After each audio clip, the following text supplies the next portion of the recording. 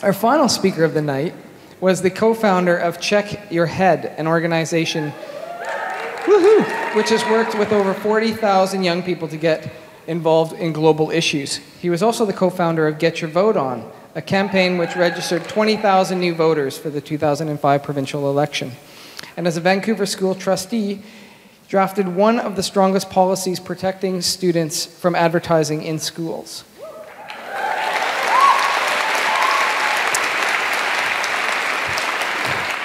You don't even need to talk, I could just do your whole thing. He is currently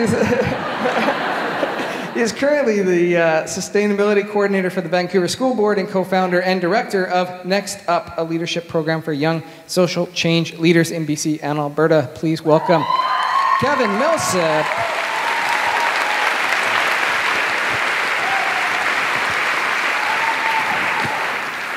All right. My great-granny, Eileen Springall, was 6 years old in 1886, and she was in Vancouver. And that was the year of the Great Vancouver Fire and the year that Vancouver became a city. Now, she wasn't responsible for either of those because she was just 6 years old, but she was here. We don't know if she was born in Vancouver or not, a little bit of family intrigue, but my grandma was born here. Yeah, something about a sea captain. My grandmother was born here, my mom was born here, and I was born here. This is my home. I have a strong attachment to Vancouver. But what I get very excited about and inspired about now is thinking about where we're going and how we're going to get there.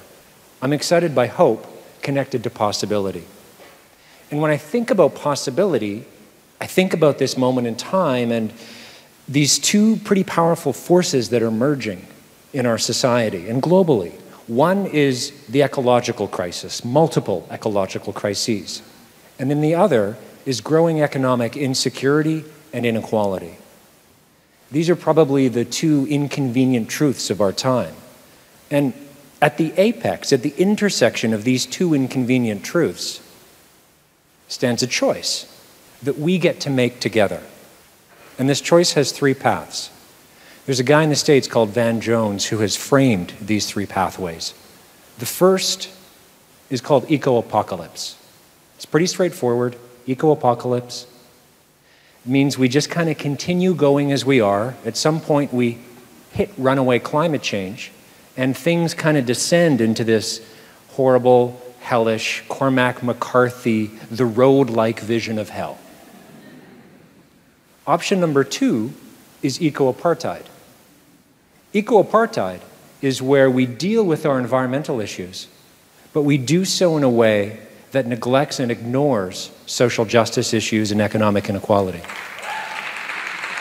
And we can see that happening now globally when we look around the world and see the folks who have contributed the least to climate change who are now suffering the most from its impacts. Option number three, it's eco-equity. And eco-equity, I think it's what we're trying to do. I hope it's what we're trying to do. It's where we marry our attempt to address our ecological challenges with our attempts to address social injustice and economic inequality. Now, the third option, eco-equity, is probably the hardest of the three in the short run. But in the long run, I think it's the only option that will both sustain us and which we can sustain. And when I think about the long term, I think about the young people that I get to work with. And, you know, there's incredible leadership capacity in the younger generations. And most of the young people that I get to work with, they fundamentally get the connection between the environment and the economy. It's not dichotomous for them. And so I do get frustrated when folks my age and people older than me say that young people are the future, that young people are the leaders of tomorrow.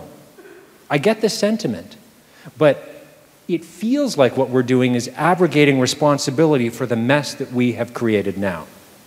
And if I was one of those young people and I was looking at this mythical future that one day I'm supposed to inherit, I think I'd try to return it for a refund, you know? So I could stock up on shotgun shells and Alpo. Thankfully, they haven't done that yet.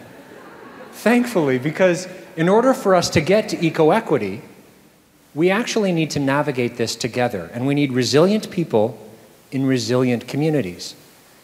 And I think that a key part of resiliency is the sharing of knowledge and power. And those of us who are in leadership positions, we have to create and hold the space so that younger and older people can come together and we can figure this out together. The lone wolf model of leadership, you know that model of leadership where it's sort of like one strong man against all odds? We have to jettison that model of leadership.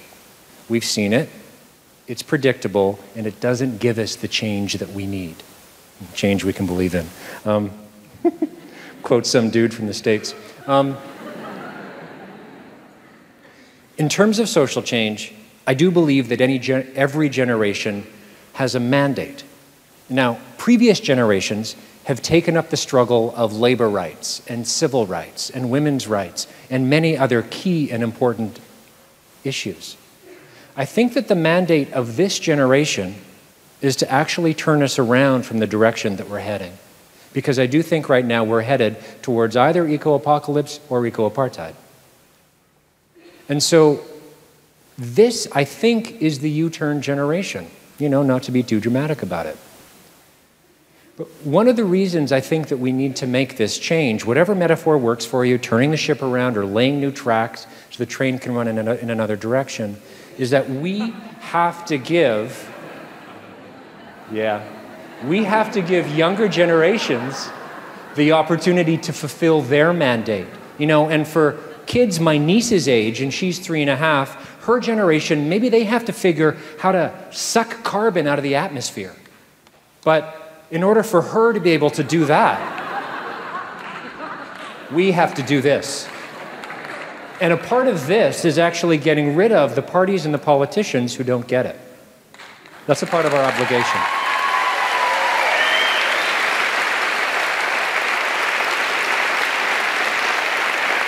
There's a lot of incredible things happening in this city around sustainability and community building and social justice. And the more that those events take place, the more that people will see that change is happening and change is possible, and the more they'll want to get involved, which is good, because I want Vancouver to be a beacon of the possible.